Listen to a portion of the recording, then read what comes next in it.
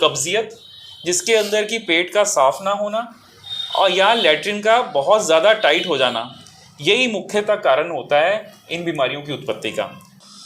नमस्कार व्यूअर्स, आज हमारे साथ हैं doctor Puneet Puri from surgical gastro clinic. और सर गैस्ट्रो रिलेटेड सर्जरीज करते हैं और सर के पास सिर्फ कानपुर से ही नहीं, other cities and other state से भी लोग ट्रीटमेंट कराने आते हैं।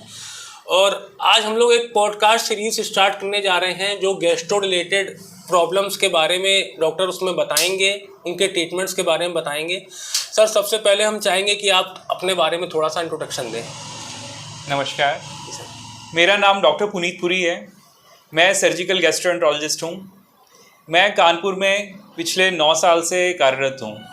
प्रेजेंटली मैं पारस हेल्थ के साथ एसोसिएटेड हूँ। I am heading the department of surgical gastroenterology and मुझे बड़ा सौभाग्य प्राप्त हुआ है कि पिछले 9-10 साल में मैंने कानपुर में अपनी सेवाएं दी और लोगों की प्रॉब्लम्स को जान के अपना एक्सपीरियंस गेन किया, जो मैं अपने व्यूअर्स के साथ आज शेयर करूँगा। आज की जो पॉडकास्ट सीरीज़ है ये एक ऐसी बीमारी पे है जिसके बारे में लोग जल्दी बात नहीं करते हैं, बीमारी को छुपाते हैं, और जब बीमारी बढ़ जाती है तो मैक्सिमम पेशेंट्स तब आपके पास आते होंगे। तो आज हम लोग बात करेंगे पाइल्स, फिशर, फिस्टुला के बारे में। तो सर सबसे पहले हम जानना चाहेंगे कि बीमारी पाइल्स, फिशर, फिस्टुला कितनी कॉमन है और किन कारणों से होती है। जी देखिए, एक आम इंसान के लिए लैट्रिन के रास्ते में होने वाली कोई भी समस्या जो है वो पाइल्स कही जाती है। आम भाषा में किसी को कुछ भी दिक्कत है, पेन हो रहा है, ब्लीडिंग हो रही है या और भी कोई समस्या है, वो यही मान के चलता है कि उसको पाइल्स हैं।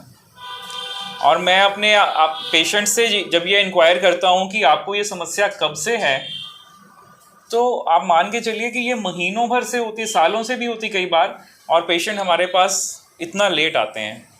उसका सबसे कॉमनेस्ट रीज़न है सोशल स्टिग्मा। उनको शर्म आती है कि अगर हम अपनी ये बात शेयर करेंगे तो इससे हमारी ये एक बहुत ही प्राइवेट चीज़ है। दूसरा लैक ऑफ अवेयरनेस। उनको अवेयरनेस ही नहीं है कि ये 3 अलग अलग बीमारियां हैं। पाइल्स अलग चीज़ होती है, फिशर अलग बीमारी का नाम है, और फिस्टुला जिसको हम हिंदी में भगंदर बोलते हैं, ये ऑल टुगेदर एक डिफरेंट बीमारी है। तो आपने पूछा कि इसके क्या कारण हैं।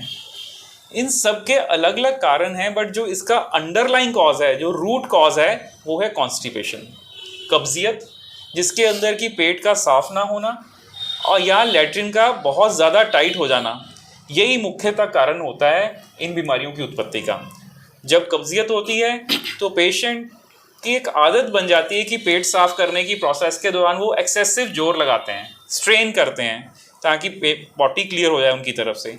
ये जो एक्सेसिव स्ट्रेनिंग है over a period of years, वो जन्म देती है पाइल्स को।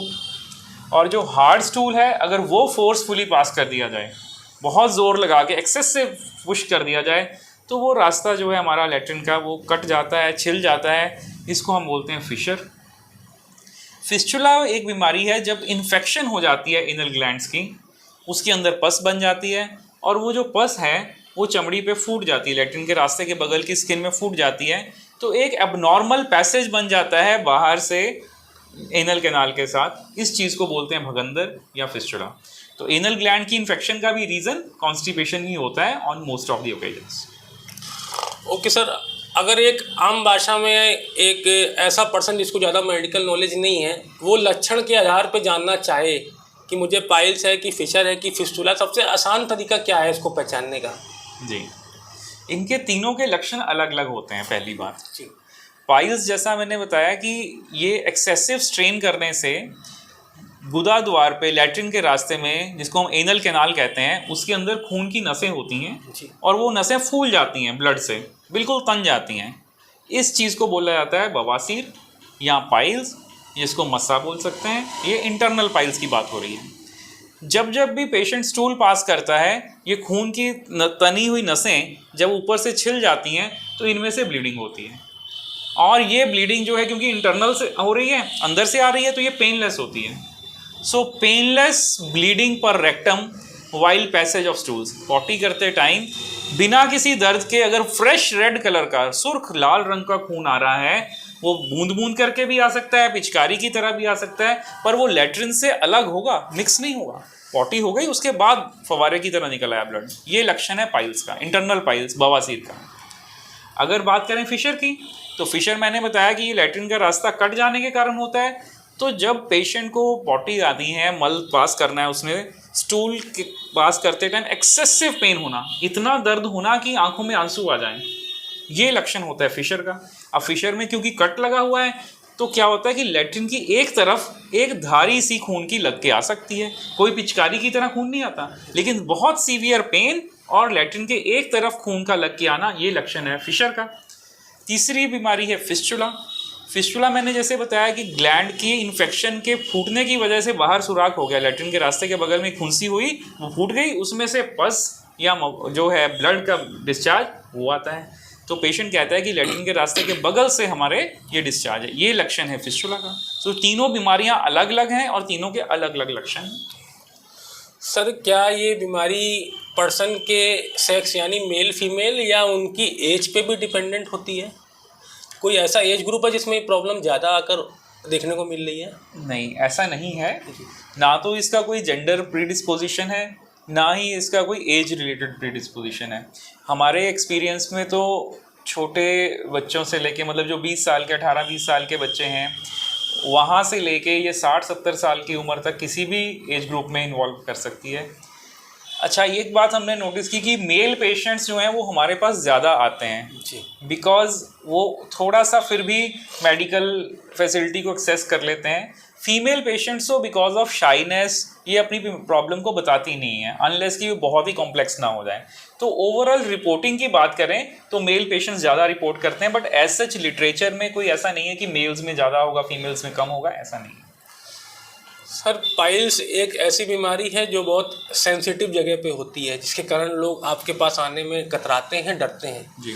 तो बहुत से लोग सर ये डरते हैं कि मैं डॉक्टर के पास जाऊंगा तो बीमारी को पता लगाने के लिए चेकअप किस तरह से किया जाएगा, क्या वो पेनफुल होगा या कैसा मेरा चेकअप होगा। जी। जब आपके पास कोई पेशेंट आता है पाइल्स का, उसका चेकअप सर प्राइमरी चेकअप कैसे होता है और क्या वो पेनफुल होता है?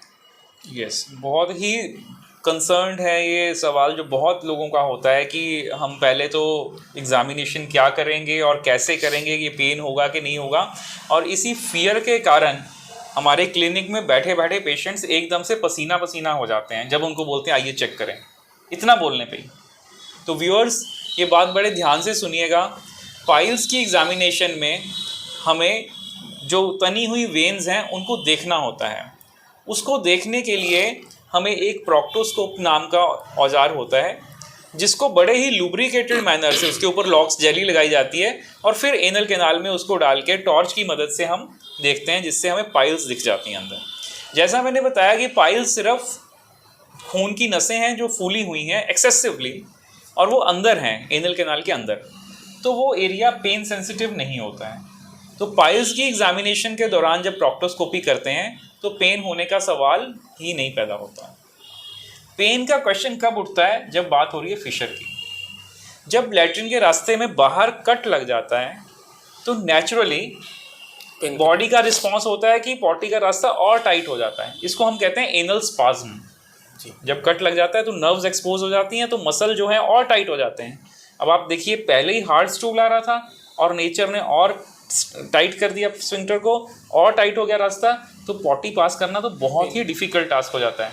ऐसे पेशेंट के अंदर, फिशर के पेशेंट के अंदर, अगर हम किसी भी प्रकार का इंस्ट्रूमेंट डालेंगे, डाल ही नहीं सकते हैं भैया, प्रैक्टिकली पॉसिबल ही नहीं है, क्योंकि पेशेंट को इतना सीवियर पेन होगा कि आप विश्वास नहीं मानिए। This is not to be done, ऐसा नहीं किया जाता है।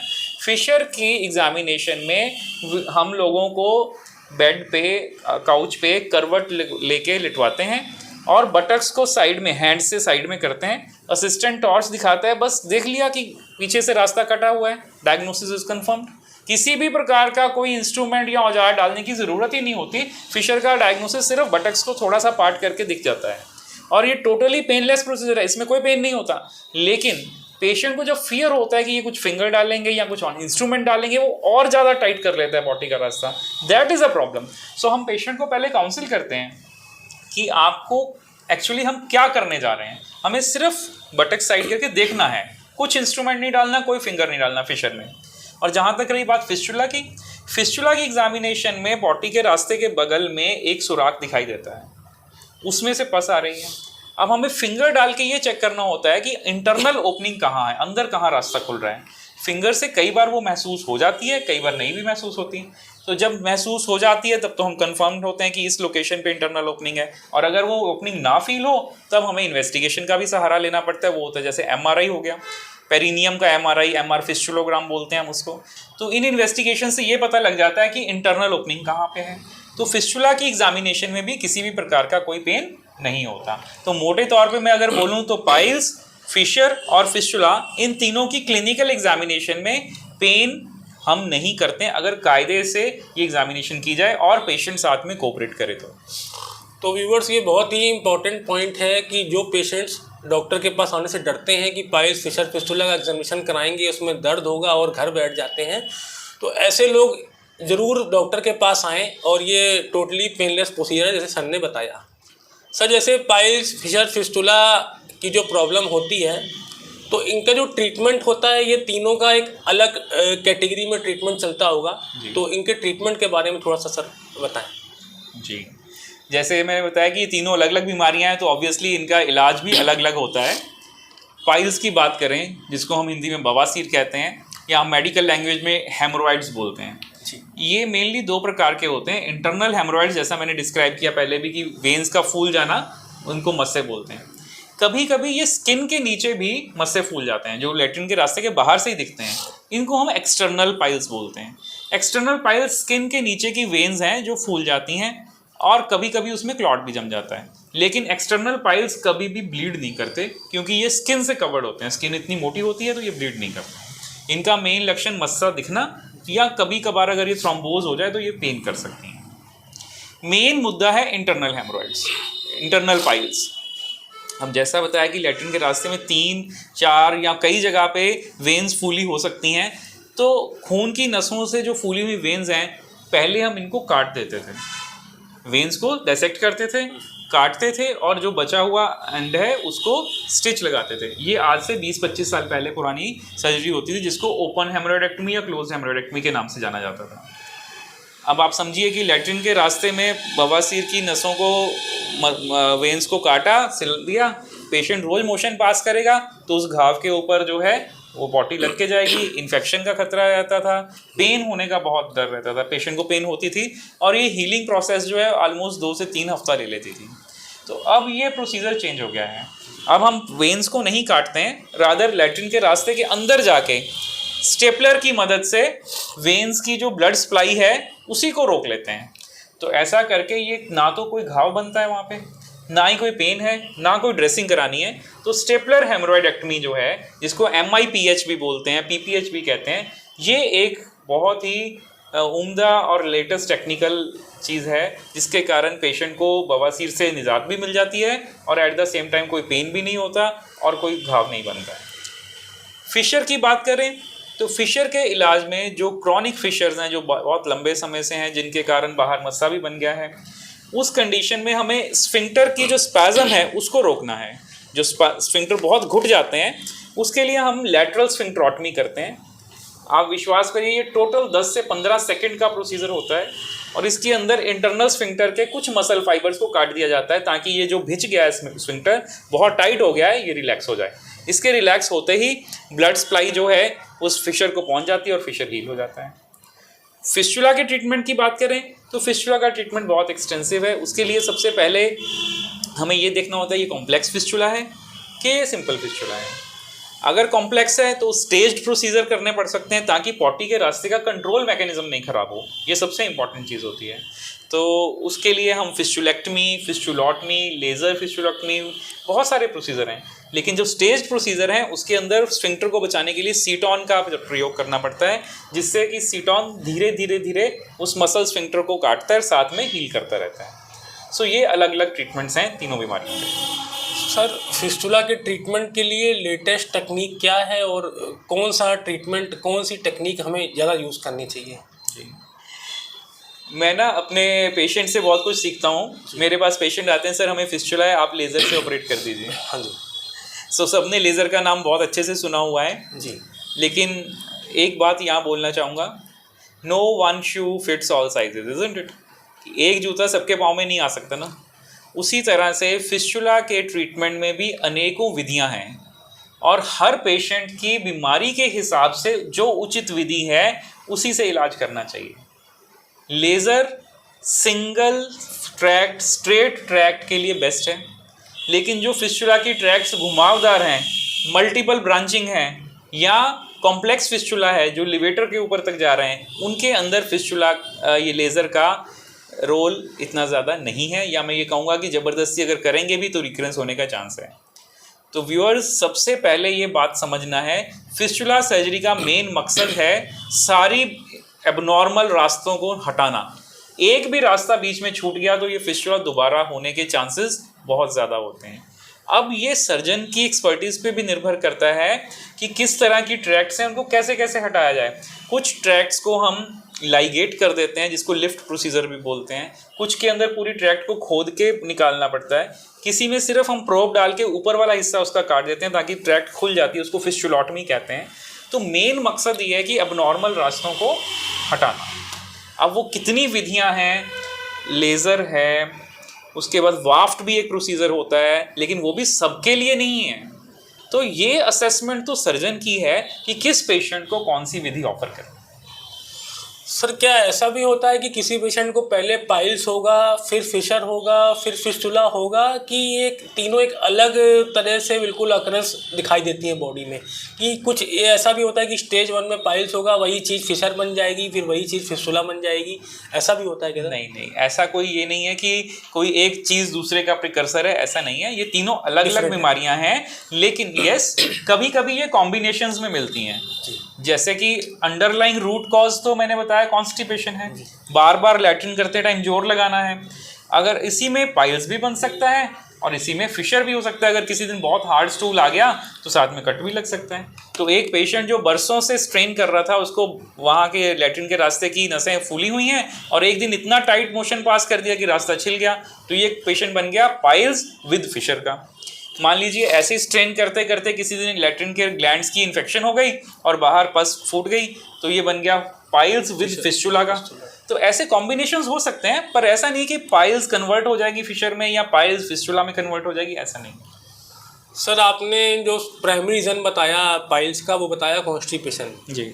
इसके अलावा कुछ अन्य कारण भी ऐसे हैं जो पाइल्स को बनाते हैं? बेसिकली हमने देखा कि जो कॉन्स्टिपेशन के ही बहुत सारे रीजंस हैं। एक तो लाइफस्टाइल है कि बहुत सारे पेशेंट्स जो हैं जो फाइबर डाइट नहीं लेते हैं, पानी का इंटेक कम करते हैं, सिडेंट्री हैं, सारा दिन बैठे हैं, उनकी जॉब ही ऐसी है, बिल्कुल मूवमेंट नहीं, एक्सरसाइज नहीं कर रहे हैं, उनको कॉन्स्टिपेशन बहुत जल्दी होता है। इसके अलावा जो हाइपोथायराइडिज्म है उसमें भी कॉन्स्टिपेशन बहुत कॉमन है। प्लस प्रेगनेंसी एक ऐसी सिचुएशन है जिसके अंदर हार्मोनल चेंजेस भी हैं, प्लस प्रेग्नेंट यूट्रस का रेक्टम के ऊपर दबाव पड़ता है, जिसकी वजह से भी पेशेंट कॉन्स्टिपेटेड हो जाता है और उसमें पाइल्स और फिशर होने की संभावना बहुत ज़्यादा हो जाती है। तो ये सब कारण हैं जिनकी वजह से ये बढ़ सकता है, पर अंडरलाइंग जो मैकेनिज्म है वो कॉन्स्टिपेशन ही रहता है, जिसकी वजह से बवासीर हो जाती है। बहुत कम पेशेंट्स ऐसे भी होते हैं जिनके अंदर जेनेटिक भी होता है कि पेरेंट्स को भी बवासीर थी, बच्चों को भी हुई, आगे भी फैमिलीज में चल रही है, तो उनकी वेन वॉल जो है उसकी स्ट्रेंथ थोड़ी पुअर होती है, उस वजह से भी बवासीर हो जाती है। सर, हमारे व्यूवर्स को आप कुछ ऐसा सजेशन दे सकते हैं जिससे उनको पाइल्स होने की संभावना कम हो? सजेशन यही है कि जो डेफिकेटरी एक्ट है, पॉटी करना है, मल त्याग करने की जो प्रक्रिया है, उसको बड़े ही संजीदा तरीके से समझिए कि पेशेंट जो सुबह हम उठते हैं तो पॉटी में के लिए एक नेचुरल कॉल आती है, प्रेशर जिसको बोलते हैं, और उस कॉल को हमें आंसर करना चाहिए। ये नहीं कि हाँ 10 मिनट बाद चले जाएंगे, नहीं यार, अभी प्रेशर बना है तो तुरंत जाइए ना। और वॉशरूम जाके जैसे ही वो पॉटी में जाएं, एक ही सिंगल गो में जितना स्टूल पास हो गया फाइन, और वहाँ बैठे रहने की क्या ज़रूरत है या एक्सेसिव स्ट्रेन करने की क्या ज़रूरत है। आजकल के युग में हो क्या गया है कि हम सब इस एक्शन को भी साइड बिजनेस समझ के चल रहे हैं जी। मेन फोकस हमारा मोबाइल पे है, या अखबार पढ़नी है या मैगजीन देखनी है, अखबार मैगजीन से भी ज़्यादा मोबाइल। हाँ, पॉटी में जाते टाइम पेशेंट्स जो मतलब लोग जो हैं वो कमोड पे बैठ जाएंगे और साथ में मोबाइल देखते रहेंगे। तो व्यूअर्स, ये काम बिल्कुल नहीं करिए, आप भी नहीं करिए और अपने बच्चों को भी मत करने दीजिए, क्योंकि जब ये टॉयलेट ट्रेनिंग होती है ये बचपन से होती है, और अगर आपने बचपन से अच्छी आदत नहीं डाली तो ये आगे चल के तो पक जाएगी। सो पॉटी का एक्ट जो है ये कुछ मिनट्स का होता है और उसको उतने टाइम में करके आ जाइए, एक्सेसिव स्ट्रेनिंग नहीं करिए। अब यही बात है कि पॉटी जो है अगर कायदे से बनी होगी तभी बाहर आएगी, तो उसको कायदे से बनने के लिए हमारा इंटेक अच्छा होना चाहिए, हमारा बैलेंस्ड फूड होना चाहिए जिसके अंदर फाइबर का इंटेक अच्छा हो। आजकल हम जंक फूड या फास्ट फूड के चक्कर में फाइबर लेना भूल जाते हैं। मैं अपने सारे पेशेंट्स को जो इन सब बीमारियों के साथ आते हैं उनको यही बात कहता हूँ कि मैं आपको मना कुछ नहीं कर रहा हूँ कि ये मत खाओ वो मत खाओ, आप मानोगे भी नहीं मेरी बात, लेकिन मैं आपको ये प्रमोट कर रहा हूँ कि ये ज़रूर खाओ, मतलब कि फाइबर खाइए। सैलेड, अपने डाइट के अंदर सैलेड की एक प्लेट तीनों टाइम खाने में रखिए, फ्रूट्स खाइए और ग्रीन लीफी वेजिटेबल्स खाइए। इसके साथ आपको momos, pasta, chowmein, pizza, burger जो खाना है खाइए, मैं मना नहीं कर रहा हूँ, लेकिन ये ज़रूर खाइए। अगर आप ये नहीं खा रहे हैं then you are not getting the licence to have junk food. Fine. So fibre intake अच्छा होना चाहिए। दूसरा है फ्लूइड इंटेक। फ्लूइड का मतलब लिक्विड्स। दिन भर में अगर हम सीडेंटरी लाइफस्टाइल भी है हमारा, तो पानी की बोतल तो साथ में रख सकते हैं ना टेबल पे, बीच बीच में पानी का इंटेक कर सकते हैं, सूप ले सकते हैं, जूसेस ले सकते हैं, what ever it is. So liquid intake अच्छा होना चाहिए। ये दो चीज़ों से हमारा जो है फूड का और लिक्विड का लेने से स्टूल अच्छे से बनता है। थर्ड थिंग इज़ थोड़ा मूवमेंट, एक्सरसाइज, रनिंग, वॉकिंग, ये भी इन्वॉल्व करना चाहिए ताकि पेट अच्छे से क्लियर हो जाए। बहुत सारे लोग बोलते हैं कि हमारी आदत है हम सुबह उठ के 2 गिलास पानी पीते हैं, तो वो एक स्टिमुलस होता है हमारी नेचुरल कॉल को लाने के लिए, ताकि पेट से मूवमेंट्स हों, पेरिस्टाल्सिस हों और पॉटी का मैसेज आ जाए। तो ये मैसेज है कि इन सब हेल्दी लाइफस्टाइल्स को आप अडॉप्ट करें तो कॉन्स्टिपेशन से बचेंगे, स्ट्रेन करने से बचेंगे। स्ट्रेन नहीं करेंगे तो पाइल्स नहीं बनेगा। सर कितने % मरीज ऐसे होते हैं पाइल्स फिशर फिस्टुला के जिनको ऑपरेशन कराने की आवश्यकता पड़ती है, और कितने ऐसे होते हैं परसेंटेज पे अगर एक एवरेज बात करें जो दवाइयों से ठीक हो जाते हैं? देखिए, पाइल्स के ट्रीटमेंट में दवाई करना है कि ऑपरेशन करना है ये डिग्री पे निर्भर करता है। जो खून की नसें फूली हुई हैं इनको हम 4 डिग्रीज में डिवाइड करते हैं, 1 degree 1, 2nd degree, 3rd degree, 4th degree. ये कैसे पता लगता है? अगर बवासीर की नसें सिर्फ अंदर अंदर फूली हुई हैं, ठीक है, लैट्रिन के रास्ते के बाहर नहीं आ रही हैं, जब हम प्रोक्टोस्कोप से चेक करें तो सिर्फ अंदर फूली दिख रही हैं। अगर पेशेंट कहता है कि पॉटी के रास्ते तक आ जाती हैं लेकिन बाहर नहीं निकलती हैं, तो 2nd डिग्री है। 3rd डिग्री पाइल्स बाहर आते हैं लेकिन अपने आप अंदर चले जाते हैं, ठीक है, और 4th डिग्री पाइल्स में तो बाहर ही रहते हैं, अंदर जाते ही नहीं है। तो ये डिग्रीज पे डिपेंड करता है। इसका मतलब है कि एक्सटेंट कितनी है, बवासीर की एक्सटेंट कितनी है। जो 1st डिग्री या 2nd डिग्री है उनको हम डाइट से, अपना हेल्दी लाइफस्टाइल से, मेडिसिन से कंट्रोल कर सकते हैं कि आपने इसको स्ट्रेंथ कर दिया, वेन की वॉल को लैट्रिन टाइट नहीं होने दी, स्ट्रेन करने से बचा लिया तो ब्लीडिंग नहीं होगी। लेकिन जो 3rd डिग्री और 4th डिग्री पाइल्स हैं उनमें क्योंकि स्ट्रक्चरल चेंज इतना ज़्यादा हो गया है कि हम कितना भी लाइफस्टाइल चेंजेस कर लें, डाइटरी चेंजेस कर लें, तो वो मुझसे बाहर आने से रुकेंगे नहीं। उस कंडीशन में सर्जिकल टेक्निक ही जो है वो हेल्प करती है। सर सर्जिकल प्रोसीजर में कितना समय लगता है और पेशेंट अपने डेली रूटीन में वापस कितने समय में आ सकता है? जो स्टेपलर हेमरोइडेक्टमी की बात करें तो ये प्रोसीजर का जो ऑपरेटिव टाइम है ये हार्डली 40 to 45 मिनट्स होता है।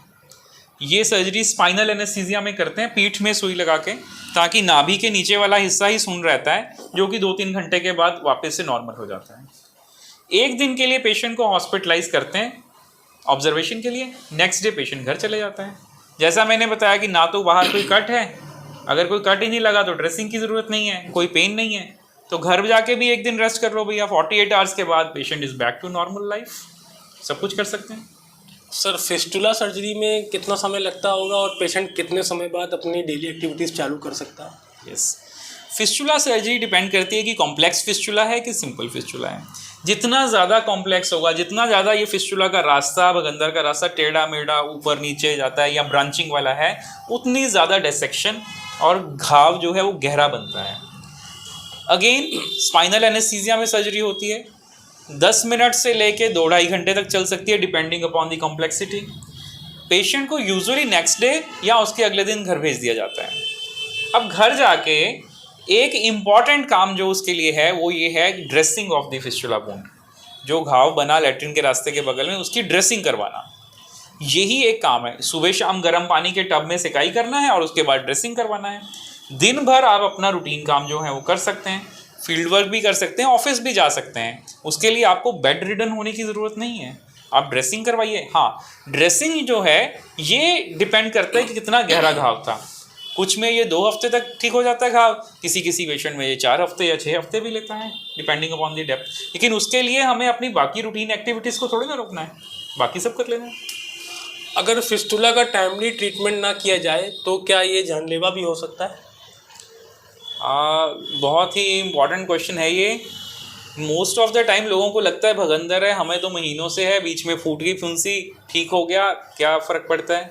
लेकिन ऐसा नहीं है। जब फिस्टुला जो है ये एब्सेस में कन्वर्ट हो जाता है, एब्सेस फिस्टुला बना देती है और फिस्टुला में एब्सेस भी बन जाती है।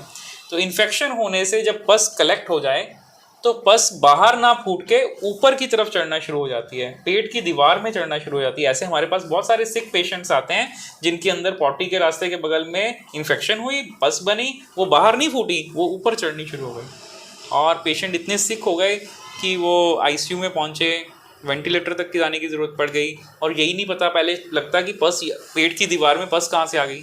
वो तो घर वालों को भी नहीं पता कि इनको भाई साहब को पहले फिस्टुला था और वो एब्सेस बन गई। तो कई बार ऐसे भी पेशेंट्स आ चुके हैं, ये लाइफ थ्रेटनिंग स्टेज आ जाती है इसमें। तो उसमें पस ड्रेन करना पड़ता है, एंटीबायोटिक्स देना पड़ता है, वेंटिलेटरी सपोर्ट देना पड़ता है, उसके बाद जाके हम सेकंड स्टेज में जाके मेन फिस्टुला को डील करते हैं। तो ये जानलेवा हो सकता है, ऐसा है, ये बिल्कुल इनॉक्वस डिजीज़ नहीं है कि जिसको हम इग्नोर करते हैं।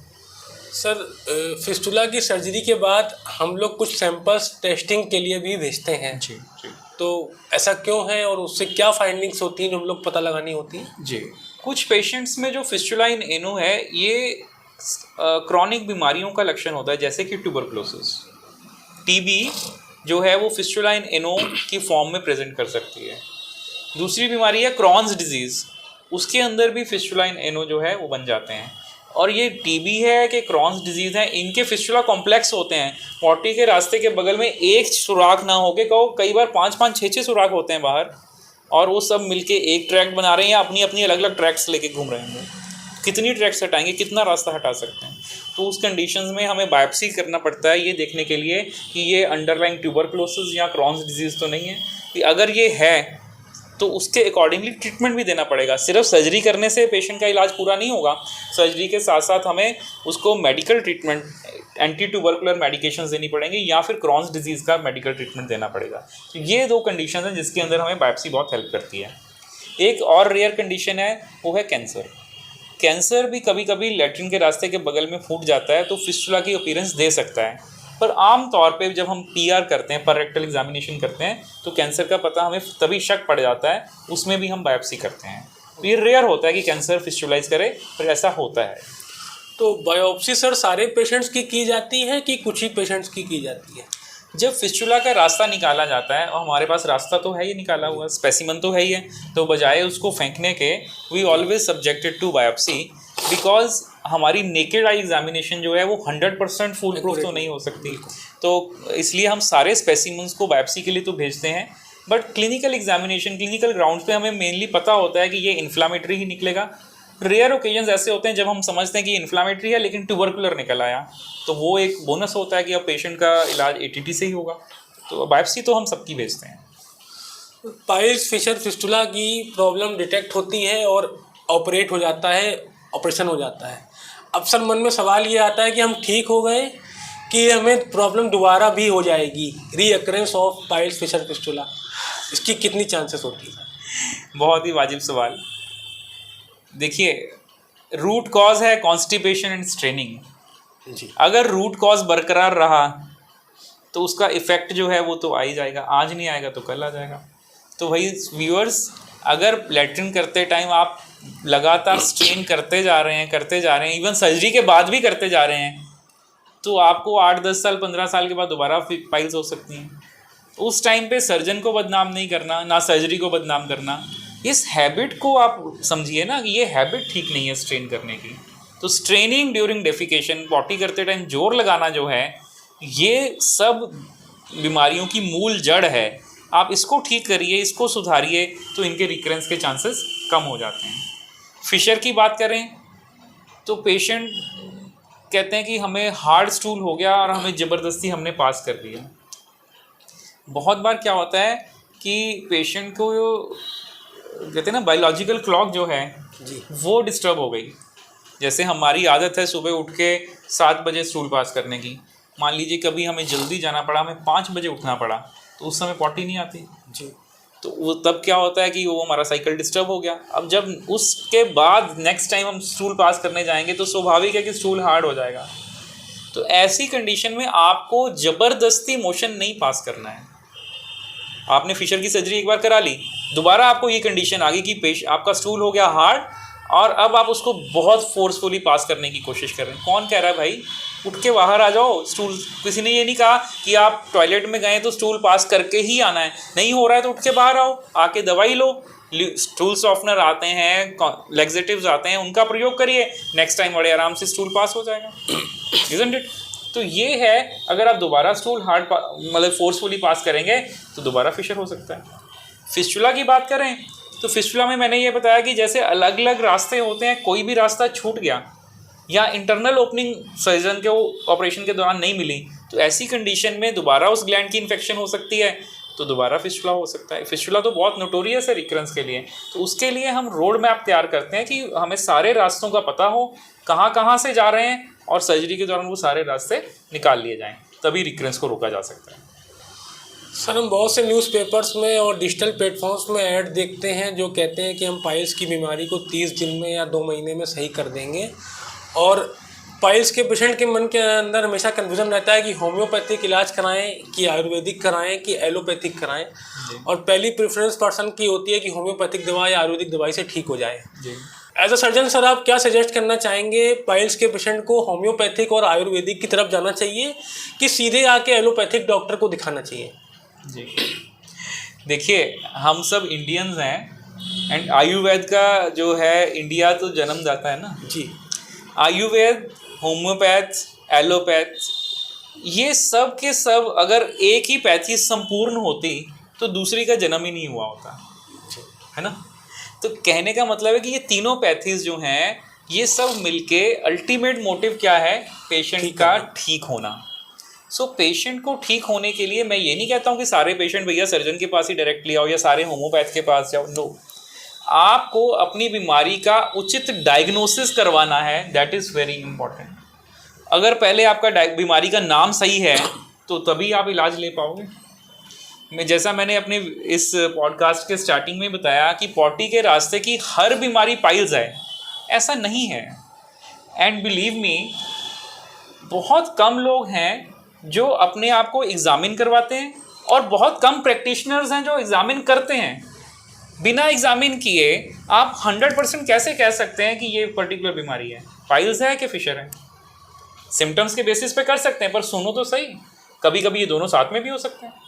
सो पहली बात ये है कि आपका डायग्नोसिस जो है वो एक्यूरेट होना चाहिए, तभी आप उसका इलाज एक्यूरेट दे पाएंगे। अब जहाँ तक रही बात इलाज की, जो से आपने बताया बहुत जगह आपने देखा है बिना ऑपरेशन के 30 दिन में ये बीमारी जड़ से ख़त्म। अरे भाई, पहले बीमारी देखो क्या है, फिर उसकी स्टेज क्या है। अगर आपकी 4th डिग्री इंटरनल हेमोरॉइड्स हैं, वो कैसे ख़त्म हो सकती हैं?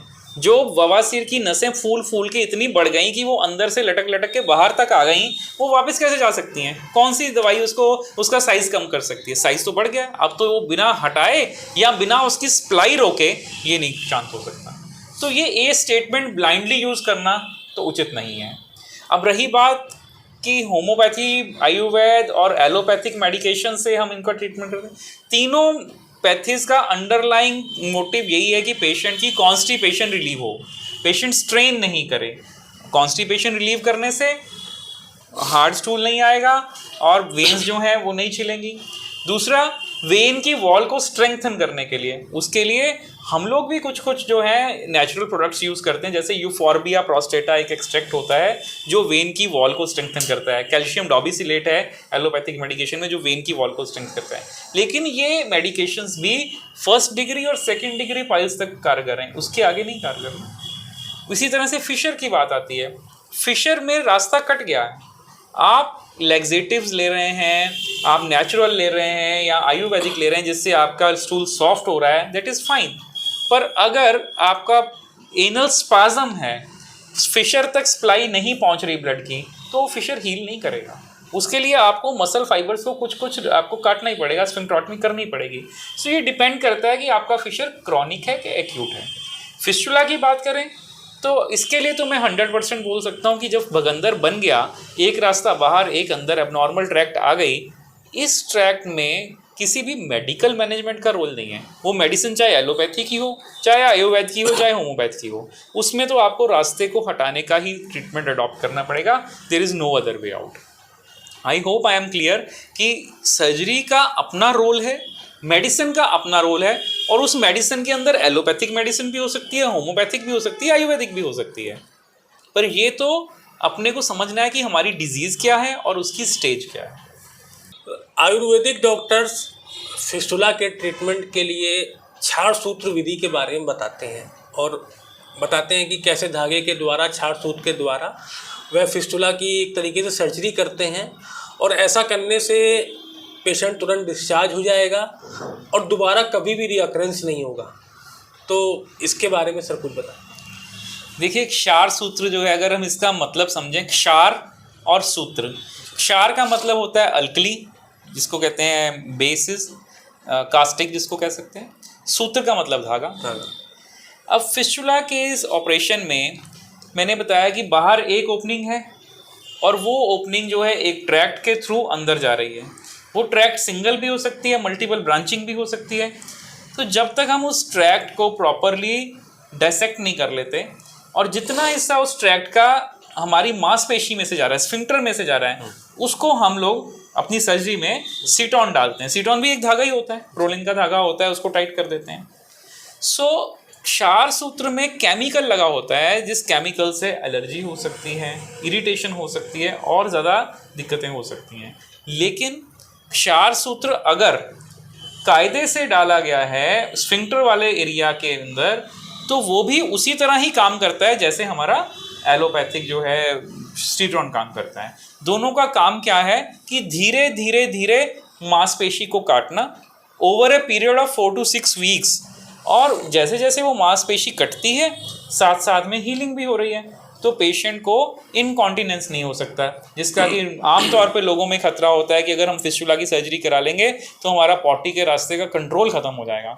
क्षार सूत्र का सिर्फ रोल उतना ही है कॉम्प्लेक्स फिस्टुला के अंदर, एक्सटर्नल स्फिंक्टर, जो स्फिंक्टर्स के बाहर वाला हिस्सा है ट्रैक्ट का, उसको हटाने के बाद जो स्फिंक्टर के बीच में से रास्ता जा रहा है उसको यूज़ करना। It is almost same as the seton used in the modern surgical technique. तो व्यूवर्स, हम लोग आशा करते हैं कि पाइल्स, फिशर, फिस्टुला पे बेस्ड ये पॉडकास्ट आपके लिए हेल्पफुल होगा और आपके मन के जो डाउट्स और जो भी संदेह रहते हैं पाइल्स होने पे, फिशर होने, फिस्टुला होने पे, वो दूर हो गए होंगे। और इस तरीके के और भी बीमारियों में पॉडकास्ट आपको सर के साथ रेगुलर हमारे चैनल पे मिलते रहेंगे।